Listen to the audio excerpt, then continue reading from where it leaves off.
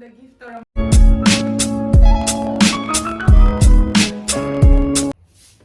Hello everyone, myam pada maigi channel da taram na okchari macha thobigi papa na macha thobigi online dagi pochai myam ma ka aga siga thare ado myam do unboxing torak toini aduga myam da yeng halakke ado myam na comment hang idna ko macha thobigi bindi na mise kari gi noina ado light na sok tana bagi tana toram bane adi ki fagi free da phangora bane ko and delivery boy na pochai yam ki dana no bisala me aduga siga pochai khara budi wa le ko kaino lakada ba hujiki lakpa khara se tarage lakpa yam kui changi ba ko khoi mafam siga lakpa se although I know secret like a secret, I don't talk to them. I'm chatting with you, I give you, I mark you, live in a jar, the dinner, sick up now. Pada magi channel da taram nok chiri adong asigi video cd ai macha thoi bigi pochai khara ai gi khara goi mai khara pochai myam lo do mong ding han ge na ka du sing ni de unboxing tar se adong mathang myam da ucher ke ai gi pochai sin je kai kai no habada adong myam da kana boy ga di myam sa dum lei hu ba yai da na adu doi se do ahan bada sida lei re si se kai pon ba myam unboxing tar ge ai am ho thu gai de ba ko kai na da myam mang da thu gai ka ni ying han ge da na adong dik thu gai age ying asi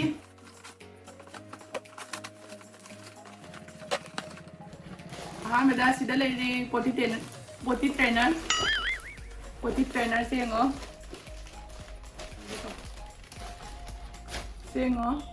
sima pire aduga magi photo ga magi price ka aduga gi mai pochai doi site photo tholam ge aduga sisina mathi phaina ba yoi mane ba ko ingangi potty do sika phaina ba gi aduga da ke generate sing ge aduga sisina Sinu shidra Sisina Smaitraga Sisiga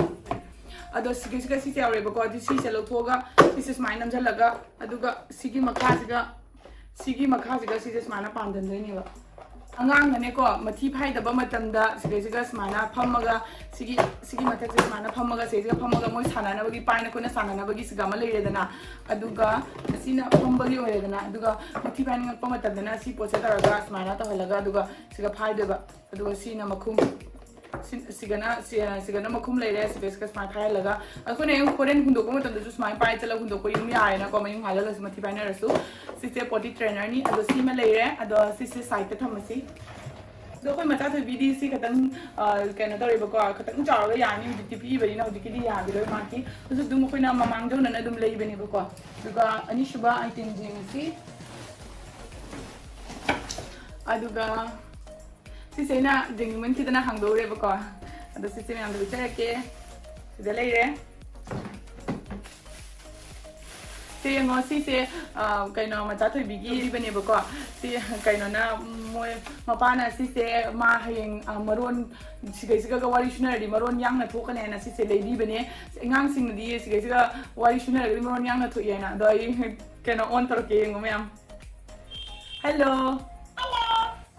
Hello, nungaribo.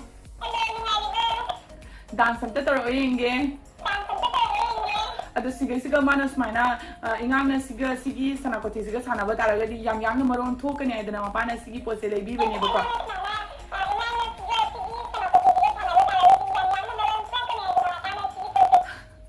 Ado do magi jamna phabara ga di bako kaino to yeba.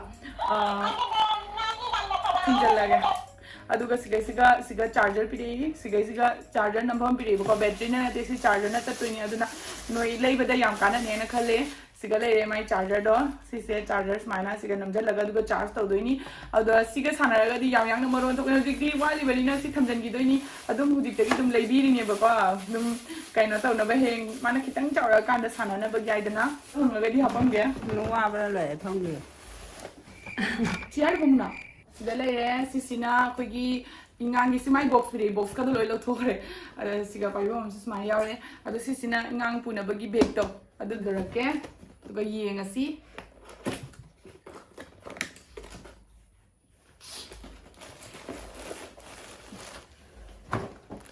sida lei me am jengo oh poti phaiye ado magi kana basidi yamna khangde poti yamna phawa male yengbada ado sengo yamna lai mai process magi jana ba khona basisu yamna lai haraga di bako sengo ingang do mamang da yamingadi ꯁꯨꯃꯥꯏꯅ ꯇꯧꯕꯤꯔꯒ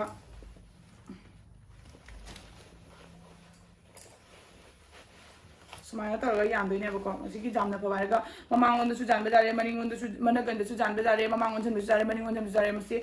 ꯃꯈꯜ 2-3 ꯊꯣꯛꯅ ꯌꯥꯕꯒꯨꯝ ꯇꯧꯕꯅꯦ ꯑꯩꯅ ꯂꯧꯕ ꯃꯇꯝꯗ ꯑꯗꯨꯒꯤꯗꯤ ꯃꯥꯒꯤ ꯀꯩꯅꯣꯁꯤꯁꯨ ꯄꯣꯠꯁꯤꯁꯨ ꯌꯥꯝꯅ ꯐꯩꯌꯦꯕꯀꯣ ꯑꯗꯨꯒ ꯁꯤꯁꯦ 24 month ꯐꯥꯎꯕꯒꯤ ꯌꯥꯅꯤꯕꯀꯣ ꯆꯍꯤ 2 ꯐꯥꯎꯕꯒꯤꯀꯣ ꯑꯉꯥꯡꯅ ꯆꯍꯤ 2 ꯐꯥꯔꯛꯄ ꯐꯥꯎꯕꯒꯤ ꯌꯥꯅꯤꯕꯀꯣ ꯑꯩꯅ ꯂꯧꯔꯤꯁꯦ ꯑꯗꯨꯒ ꯕꯅꯦꯕ sida pocket macam su yaw ringo sida pocket macam su yaw pochai da hapning ko ning ko angang puraga chatpa matamda ado aina sigi brand se pambagi damakta lobani my color se yam yang no mot ka dry na khali do moti molo se off white ne ba ko pura white ta nate adna molo su phajana su do ka shita roida ado na sagbi ko raga di myam gi video se subscribe to sanbiramu ai se 2 year ba chatura chalo dra yeng de ne ko ai gi video di dum mathang mathang la kani dana don myam su dum pura kani mathang mathang aduga si se sele ko na hatal lage aduga next product amuk la si sina akogi ingang na kaina phamung mathakta kaina taraga mayung chotana bagi do mobak bi daki makhada mathakta thana bagi mayung chotana bagi kaino ne ba baby care seat ni ne ba ko si potsi am phai ba ko aina grey da pa mane do maroon do ina la mayung anjalaga chotpadudi manam num thidana dei num sum ngai tadana ko aduna si se thabiraga di yam phadoni aduna khoi macha thobi gina na lobiri ni sizina driambo sim se le siga aduga mathang dam klage o se sina kanoni maki purse amakak loba makta si jengo si se maki purse ni my purse to yadre haba do gena gift pigana sigi purse ma lobani ngo duga sida pen ama su yar wow pins di ko phajam ni ai jing re na ngai ma pocket ka hapadi yam nei ni haiba lang lang ka ka pin ni do le bas mana le selaga machin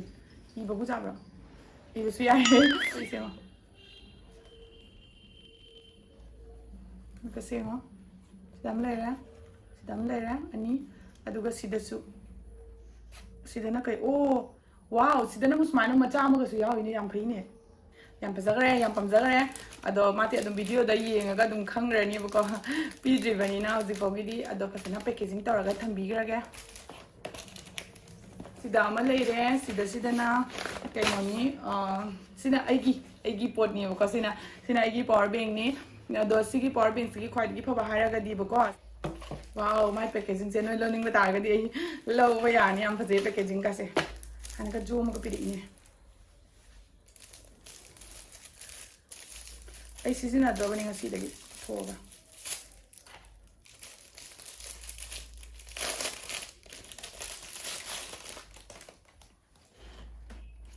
sele ya aduga sida yengo mai pin se sida akoina iphone gi charge to ninga su iphone gi da sika charge to bom yawi ko adi pin macha pi ba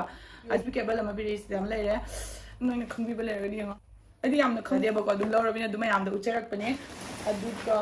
aduga akoi macha to bigi sida maga leire sida hairband ni mati ngang ri bane leise yamna chawblo bidri ba ko leise macha ni ba ina macha oina pamje macha oina lobi bane do sida leire ma kidna adu si se hapchen lage sida leire airport ama leire sida leire oppo gi ni ba ko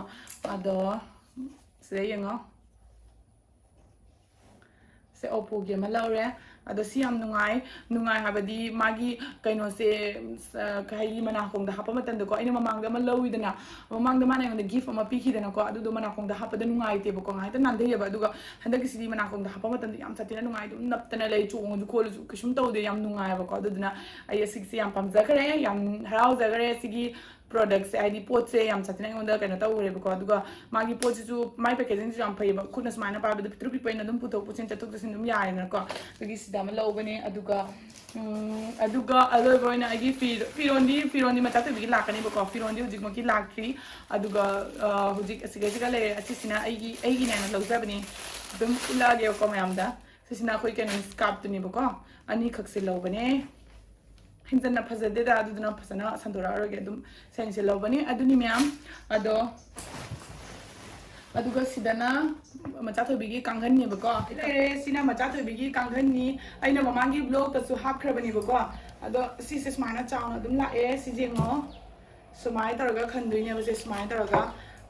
पोचे फसु फै दुगा अइना मनुंगदा बोल अमा जालिसे माना दुम mummy रुजरबनिना दुम येंगागा सानाना बायना दुम जाम्बिबनी असि यावरप नतेको अदुगा मागी मनुंगदा यानबगी कइनो पिरिबा माई मनुंगदा यानबगी फिता मचा हाइदि खोगी किनबगिने मचा मनुंगदा पिरिबको अदु याम सतिना पाम पोचे फरेबको याम सतिना पामजागरे अक्वाक चावबोगी यारनी दुम 2 year 3 year मुका चावजी यानी चावद्र दुम याम चावबने अदुगा माना दुम जिंगजना बेना मनुंगदा सोमा लेरे अदुगा si kangan je lakun phazu phazabra ma chu je phazabra kamai to myam comment tawbiramo aduga si siga leire se tha myam agi video se size ga listen jarage myam nagi video sing bada ngai bidagadi like share subscribe comment tawba kawiganu aina lawin ba pochei sing se noina pamiba yaraga su magi photo sing duga aina happy ba photo sing duga magi kaino idra ko ma uire my photo sing duga magi kaino magi maming sing ibado myam na changa adum search tabiu adum phangani aduga yaragadi ai magi link to hapcharamge yaragadi hapamre adum yang waraunu adagi video se size ga listen jare matung tabada ngai ngai ba propang amna ba hona jage hojiki di bye bye. Thank you for watching my video and don't forget to like and subscribe.